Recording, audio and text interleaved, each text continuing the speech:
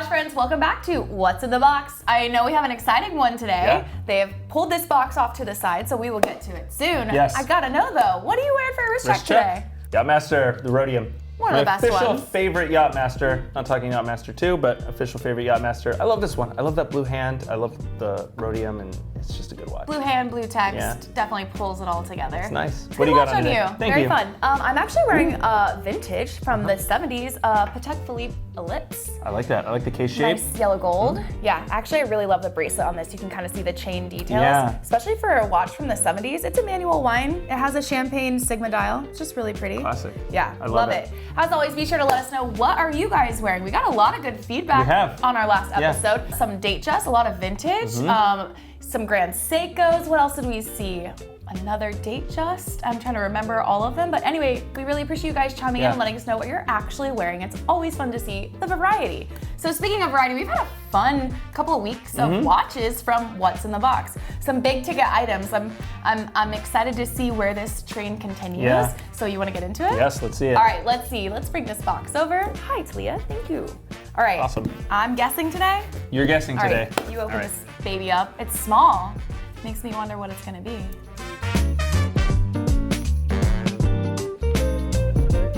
So it looks like a Rolex today, Yes. but I do not know what is inside. So I get guess to at guess. it? Yeah, you look, take out the outer box. I'm glad this isn't massive. The big boxes have been, I don't want to say a giveaway, but Yeah. this one leaves even a this little bit one, to the imagine. It's modern. You can narrow it down, yeah. It's not a vintage. I Okay, don't know let's why see. I'm like hoping for vintage these days. Ooh, It is not a vintage. You reacted. You don't always react. I like it. All right, let's give you just be that. straightforward. Is it steel today? No. No? Nope. Oh, well, another non-steel. All right. Another non-steel. Don't- Last week was non-steel. Yeah, it was Yeah. platinum. It was. All right, let me think. I'm gonna say, I'm just gonna go, is it a gold, what is it? Gold GMT? Oh, no, you were so close. If Really? you said gold Submariner, you would have been even closer. Closer? Yes, because it is white gold Submariner.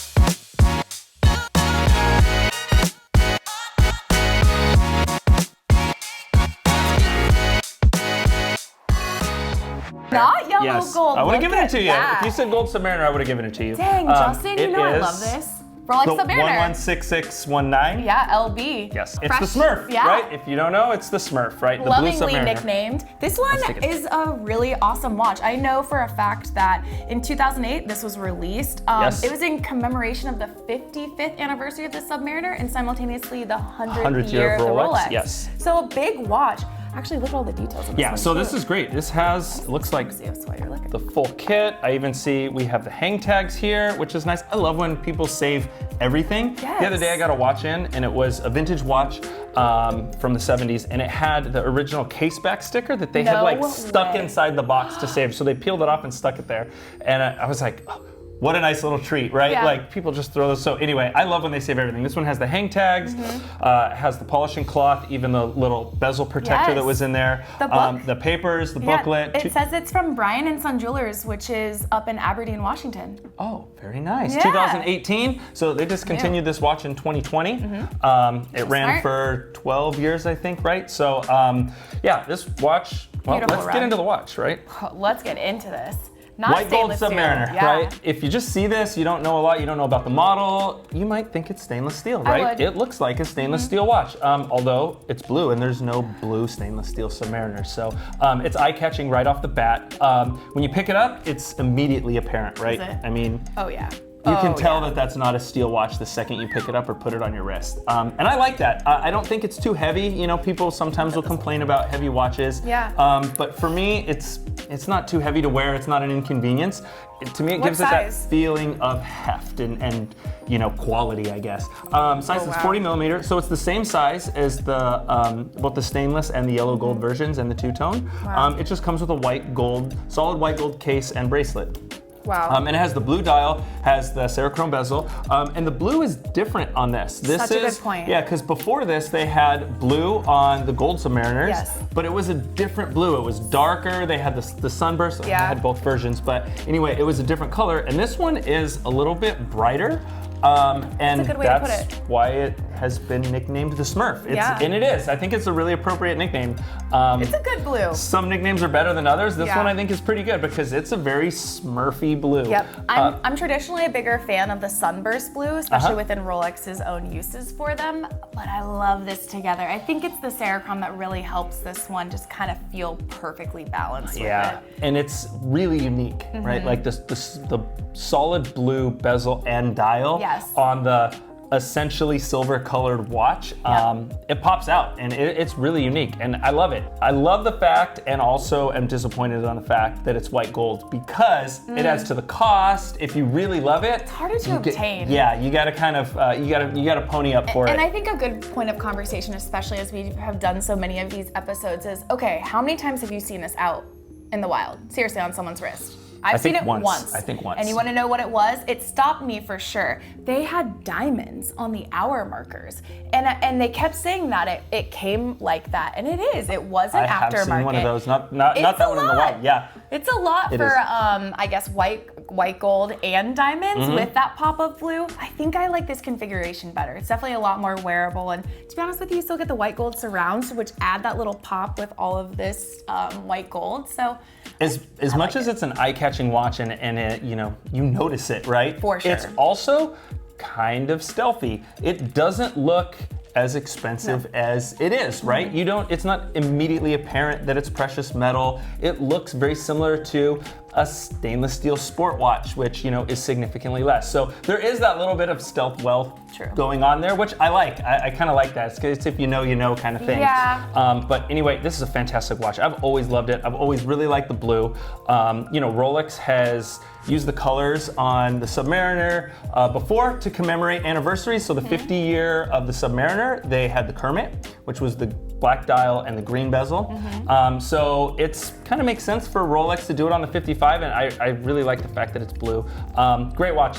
Again, it was discontinued in 2020, and they replaced it with the newer version, the 126619, which is same white gold, same blue Cerachrom bezel, but a black dial. Yep, and that one's nicknamed the Cookie Monster.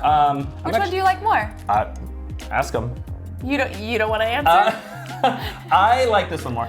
You do? I do. I prefer this one. I think that the black dial is really nice, but just something about the all blue is just that kind of monochromatic look I really love. But I want to know, what do you guys like more? Because we've debated about it in the office with other people. Yeah, we have. Plenty of times. And we're annoying because we're on the same team with this. I actually gravitate towards this. I actually am a black dial fan for a lot of watches, but for some reason that kind of symmetry of the bezel and the dial matching together, it just makes perfect sense for me. Really nice. The Cookie Monster's a great watch too. It is a great watch. I like wear it. That stealth wealth vibe still kind of hits hard, and it's all in all a Submariner. Come on, can you go wrong with one? No, you cannot. Yeah. It's the truth. I like that they didn't get rid of it completely. Like they didn't do away with the blue. They did away with this one, but changed it enough to kind of keep it in the same family. Yeah, I guess when I think about Rolex Submariners, right?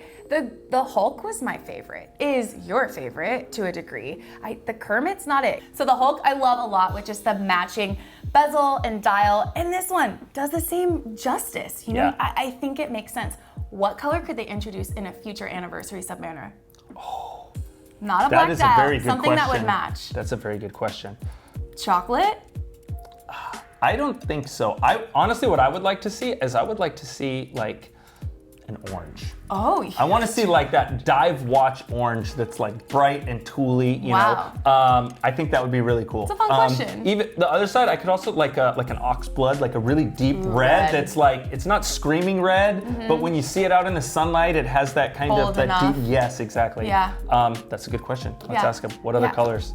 As always, we'd love to hear your guys' opinions. I asked Justin as much as possible, but these conversations are organic. Tell us, what do you guys think Rolex could introduce on the Submariner from a color perspective that would still make sense in the variety of the Submariner catalog, past and present? Given the success of some of their recent color play that they've done, has been very, very popular, maybe they'll take a note and we'll see something wild. Maybe. I don't want to see a celebration like pop of color of all of them on a Submariner. I think we'd really have to focus it to one or max two. I really like what we've got. I love the Hulk. I love the Smurf. I think they're great. If they added another one, I think it would be fantastic. So we'll have to just wait and see, I guess. All in all, another fun episode of What's in the Box. I would give this 5 out of 5. I'm happy to see this.